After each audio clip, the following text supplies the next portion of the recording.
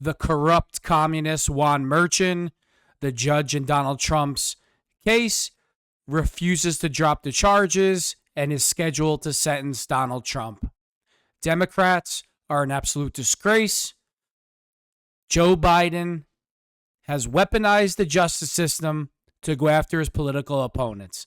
Every time I hear somebody say that Joe Biden is a decent man, all I could say is that you're an effing idiot and haven't been paying attention. Either that or you're just a vile communist just like Joe Biden. Juan Merchan needs to be prosecuted and sent to Gitmo for life. Let's jump into the video. Breaking right now, the judge rejecting President-elect Trump's bid to throw out his criminal conviction in New York because of his election win and ordering to show up for a sentencing a week from today, either in person or virtually. That's all according to Reuters. Prosecutors had suggested putting the case on hold until Trump leaves.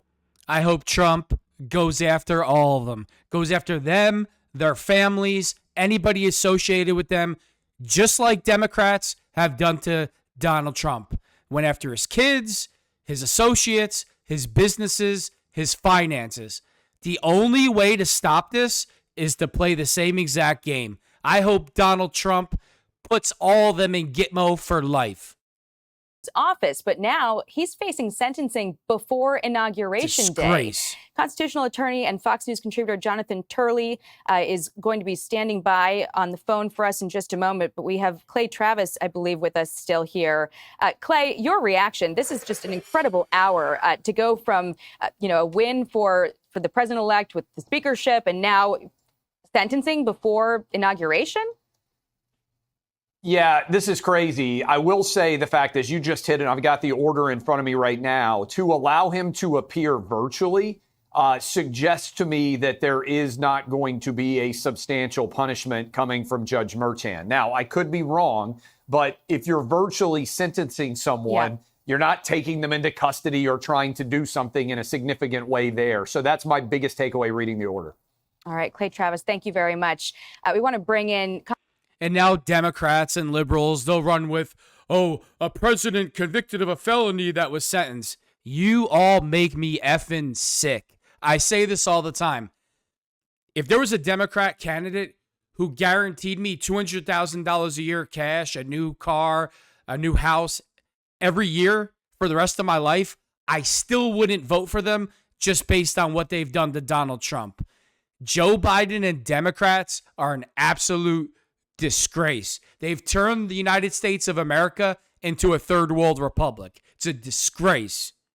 Constitutional attorney and Fox News contributor Jonathan Turley now by phone. Jonathan, break this down for us. What does this mean? What are we likely to see play out? Well, that's a very good question. This is a judge that has kept people really guessing for a very long time. I described this once as the longest performance of Hamlet in history. We really could not figure out what the Merchan was going to do. Please.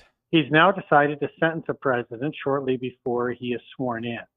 Now, one of the things that I've said in the past is that many of the complications that we've been talking about and potential conflicts with the constitutional standards only arise if you impose a sentence that would hold him physically or demand his appearance, things like home confinement or actual sentence to jail.